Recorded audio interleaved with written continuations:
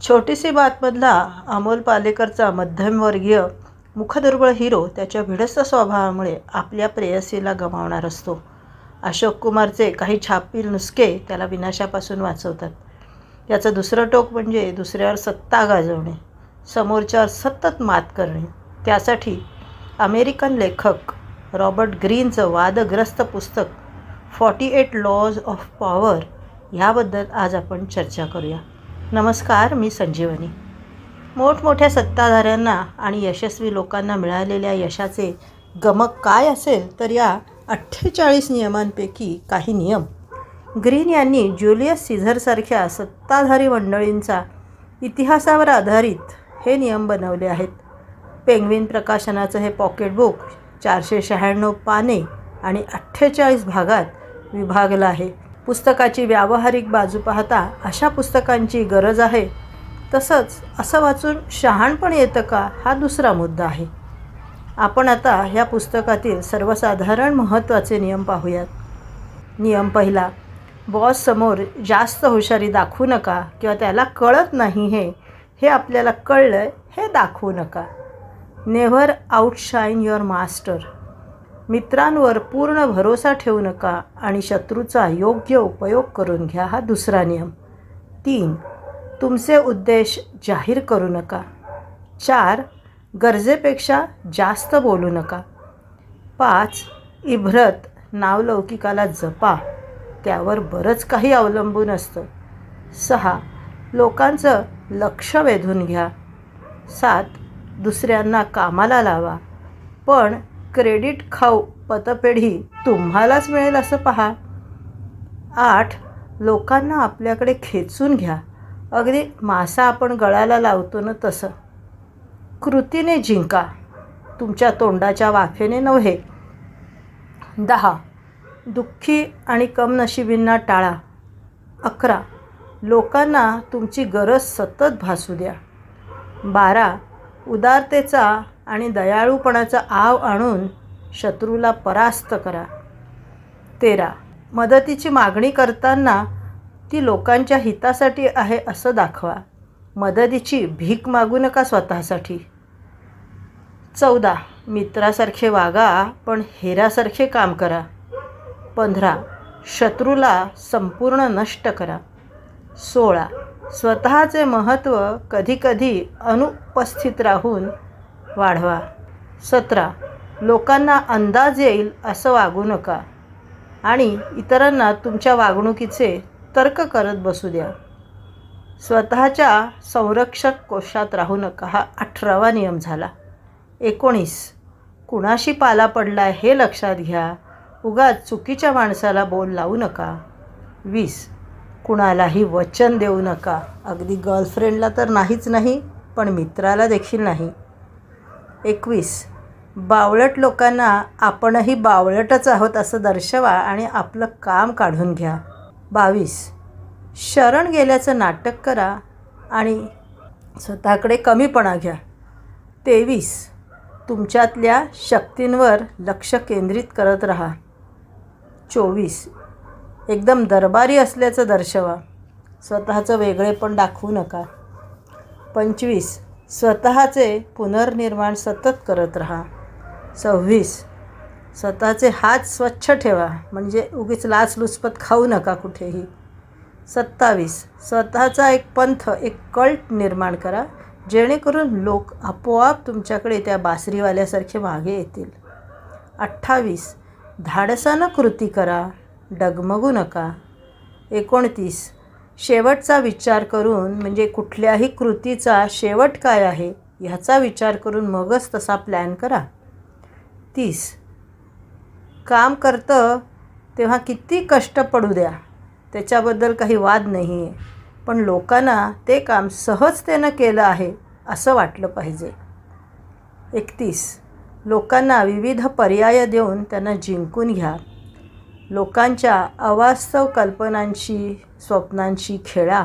33. प्रत्येक माणसातील विकनेस ओळखून त्याप्रमाणे वागा, फायदा तुमचाच आहे. 34. राजसी विलासी राहणीमान ठेवा, लोक तुम्हाला मोठी व्यक्ती समजतील.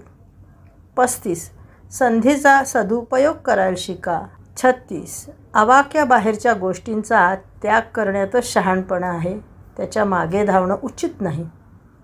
आपल्या दृष्टिकोनानं लोकांना स्वतःकडं खेचून घ्या.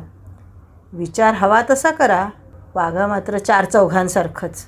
ठिणग्या उडवायला विस्तव हलवा किंवा मासा जाळ्यात गावण्यासाठी पाणी ढवळा. हे झालं 39वा नियम.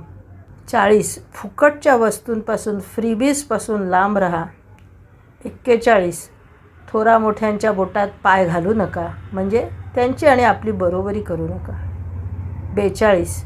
मेंढपाळालाच मारलं तर शेळ्या इकडे तिकडे पळतील, किंवा मुळावर घाव घातला ना तर फांद्या आपोआपच खाली येतील. 43.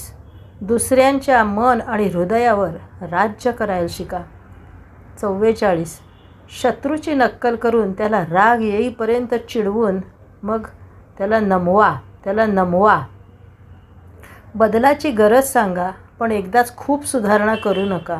46. कधीही खूप परफेक्ट दिसू नका. 47. वेळीच थांबायला शिका. विजय मिळतोय म्हणून त्याच्या मागे धावू नका. 48. बदलांना वेळीच सामोरे जात स्वतःलाही बदला. अशी ही 48 नियमावली किंवा लॉज. पुस्तकात हर एक नियमाला प्रत्यक्ष उदाहरणे दिली आहेत रॉबर्ट ग्रीननं. त्यासाठी शेक्सपियरचं ज्युलियस सीझर, नेपोलियनचा इतिहास, 16वा लुई यांची उदाहरणे, बायझंटीन साम्राज्यातील 3रा मायकल राजा आणि त्याचा मित्र बॅसिलिस यांची मैत्री कथा, जुन्या रोमन साम्राज्यातील गोष्टी, चीनच्या तर बऱ्याच गोष्टी याच्यात आल्यात, चीन जपान युद्धकथा, असं एक फ्रेंच सत्यकथा, व्हिक्टर लॅस्टिग आणि अल कॅपोन या 2 अमेरिकन गुंडांचे आपापसातील व्यवहार, अमेरिकन आर्ट इंडस्ट्रीतली आणि डायमंड इंडस्ट्रीतली कथा, चीनी सम्राट फॅनसेंग, चेंगीज खान, एलिझाबेथ राणी, स्पार्टाचे युद्ध, असे कितीतरी उदाहरणं याच्यात तुम्हाला मिळतील. थॉमस एडिसनच्या प्रयोगशाळेत निकोला टेस्लानं बरेच विद्युत प्रयोग केले, पण नावलौकिक मात्र एडिसनच्या वाट्याला आला. याचं उदाहरण 7व्या नियमाला वापरलं गेलं आहे. एक कथा लेखक रॉबर्ट ग्रीनने 45व्या नियमासाठी वापरली आहे, ती आपण आता थोडक्यात पाहूया. 1520मध्ये इंग्लंडचा 7वा हेन्री राजाला आपल्या पत्नीला घटस्फोट द्यायचा होता, परंतु पोप आणि त्याच्या मंत्र्यांनी ह्याला विरोध केला. परंतु राजाच्या मंत्रिमंडळातील एक सदस्य थॉमस क्रॉमवेलचा मात्र त्याला पाठिंबा मिळाला.